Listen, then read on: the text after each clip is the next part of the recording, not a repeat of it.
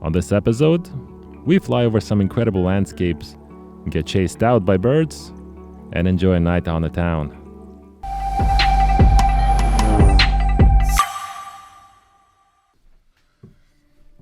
Good morning, guys. So July 8th, and the plan today is to go to Iceland. So just checked out from the hotel. Now a quick 5-minute ride to the airport.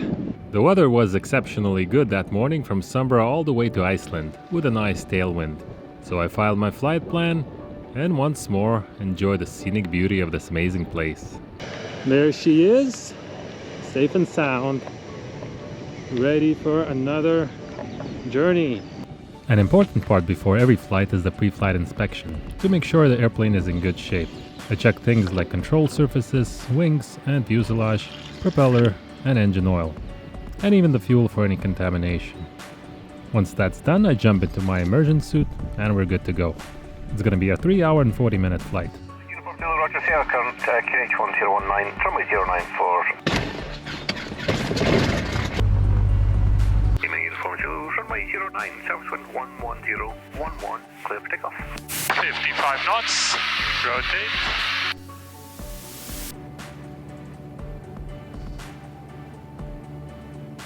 Scottish Control, good morning, Lima Yankee Bravo Uniform Zulu out of 4,000 feet, climbing flight level 100 and bound north. Alright, so we just reached our cruising flight level, which is flight level 100. And it is quite warm up here, 12 degrees Celsius, that's actually ISA plus 17 degrees.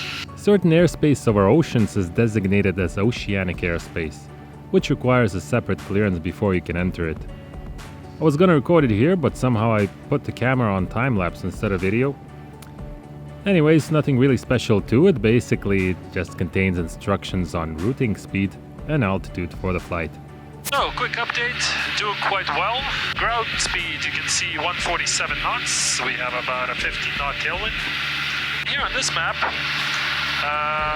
the circles show range of this aircraft. Well, it's a theoretical range, but as you can see, this aircraft is quite capable.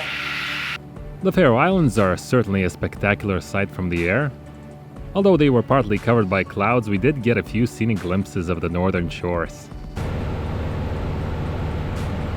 So Reykjavik just advised us of the approach in Egilsstadir, and it's runway 22. And now they've cleared us direct to point Ulkim, which is on the RP22 approach. So I'll enter that. We'll go direct. Winds 220 degrees at 6 knots, visibility more than 10 kilometers, view in 3,000 feet, temperature 15 degrees Celsius. So there it is, guys, Iceland.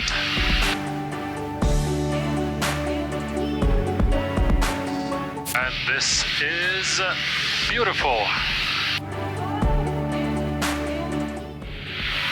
So we are clear to land, runway 21. Gear is down, 1 green. Fuel both. Mixture, rich, and flaps 20. Make a long landing. Taxi to parking, Lima from Zulu. Are you going to need fuel or something? Affirmative, we'll need fuel. And Lima Uniform Zulu, should I wait for customs to approach my plane, or how does this work here? Yeah, they are on their way. I told them you should be here.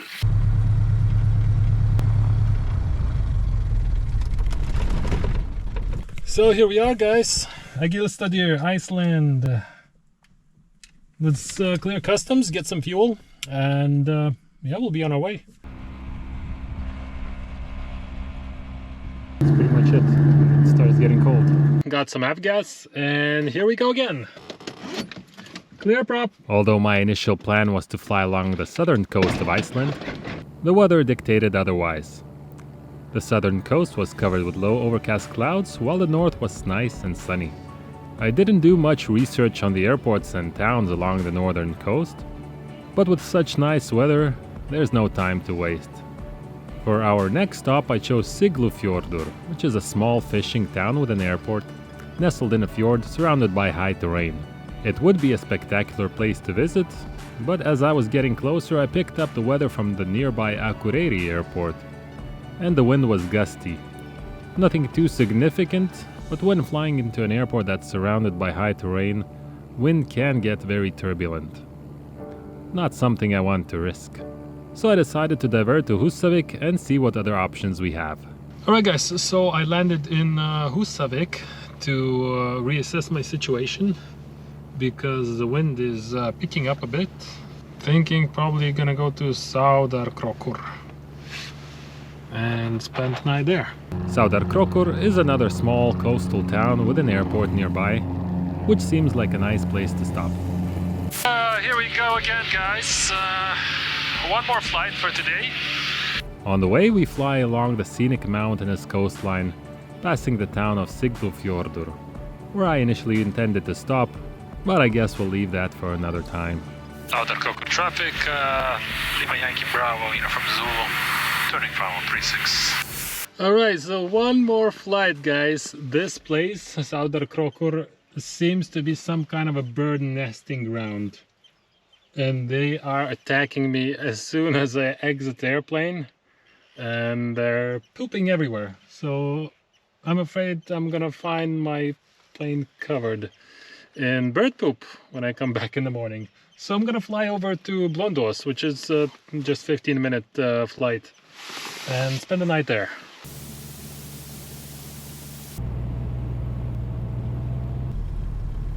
Alright, that's it for today. Blonduos.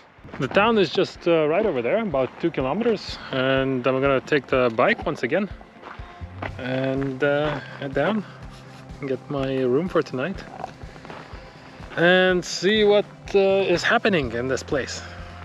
Well, what do you know? I'm not the only one here. After checking into my room, I decided to head out and explore the surrounding area.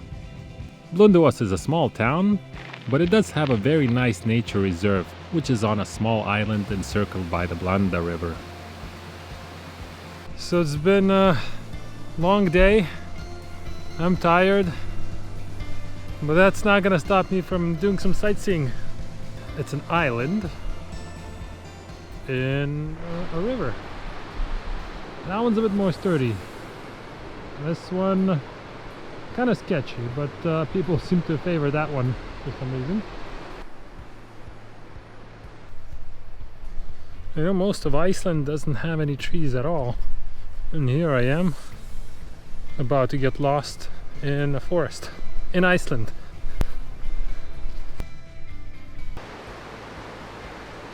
Okay, let's try the flimsy bridge.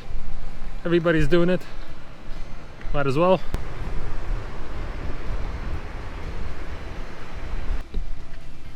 Back to my vehicle.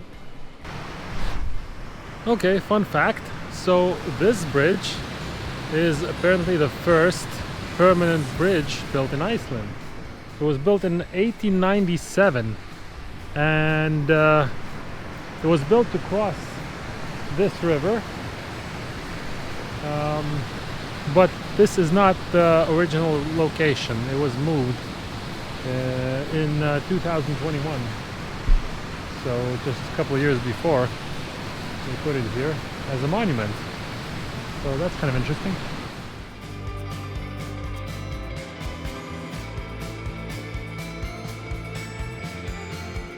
So guys, another productive day. Tomorrow, Reykjavik. Let's get some rest.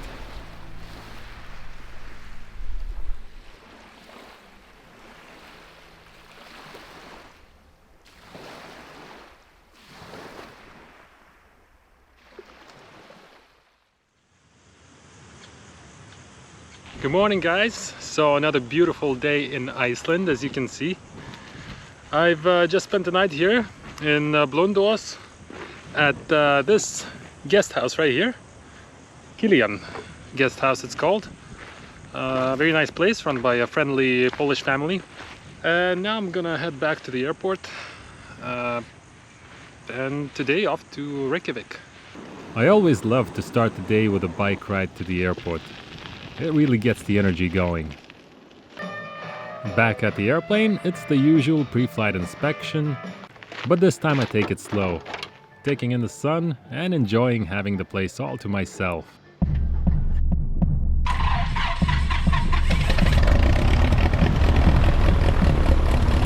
So everything looks good. Oil pressure is good. Temperatures just coming up. On the green, we'll taxi onto the runway. Runway 03 once again.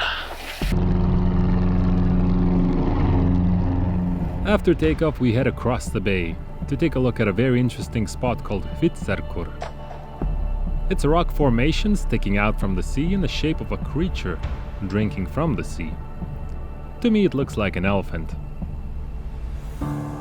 After making a couple of passes, we proceed inland, over the Arnarvatseidi Plateau, towards the Langjökull Glacier, which is the second largest in Iceland.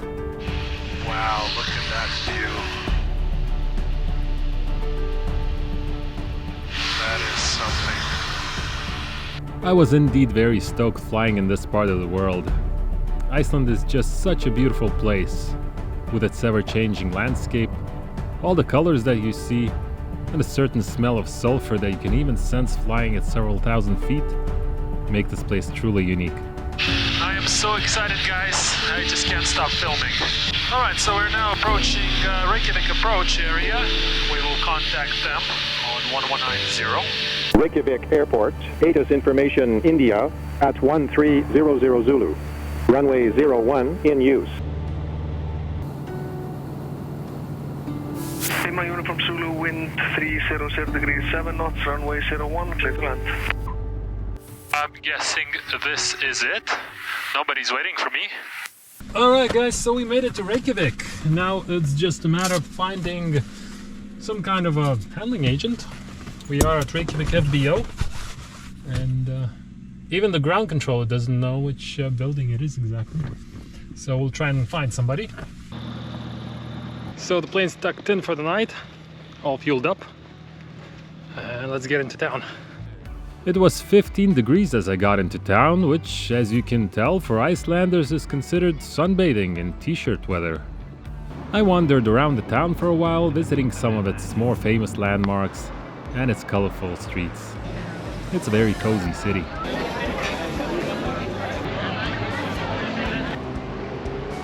And as the evening comes, it's time to try some Icelandic beer. Even though it's a Sunday evening, the bars and restaurants are very much alive.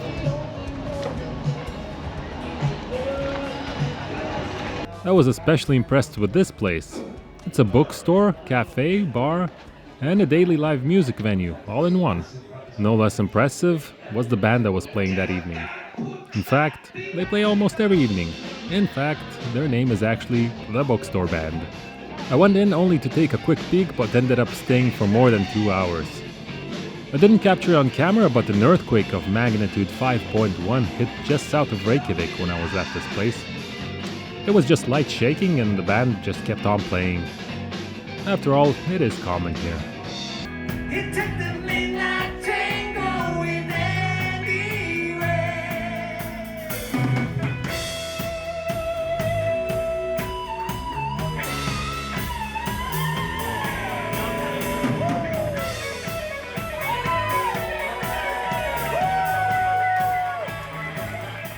I probably would have stayed until the music stopped, but it was time to get some rest. Tomorrow, we go to Greenland.